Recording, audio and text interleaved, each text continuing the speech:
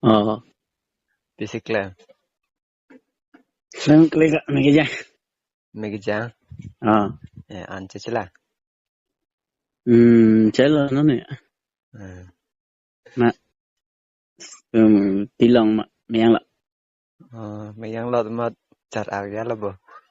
Mẹ ăn lợ nó chặt ạc lên nè. Có son lọ.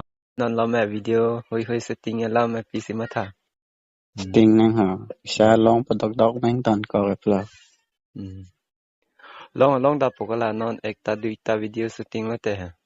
30K, 40K la an bagla le an ta cholo. Pare long po. Sting thế nè. Chapri video ya tha. Ây, Chapri. Chapri Pro Max Ultra yang diri itu mah Sting mo nang puh.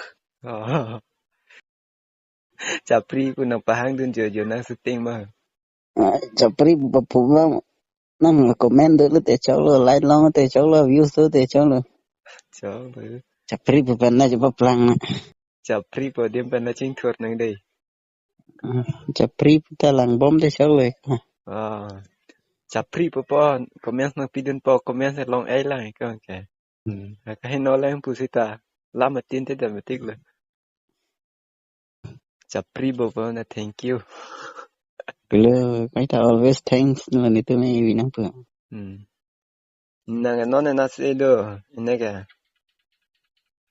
Em situ. Ndak rong me thang na. Nang pine kam do bo. Nih ha. Nang Kam pine kam. cái ta về đó. Pine kam do plate. Mo cho khabar thu bom na. Ta. Mohan hala hai. Rensing do han khabar thu na la setting phan. Thế así đi. Sao nó tỏi lắm à? Bonda bom lo. Sidi ta lyrics tu नहीं sidi setting bisa. Do po. Selima apa klangi bola te. Chapri video do la. Chapri lyrics है. Chapri तो मैं लोग पहले. Den te. Ta chapri. Mo cho khabar bom na chapra. Ta chapri.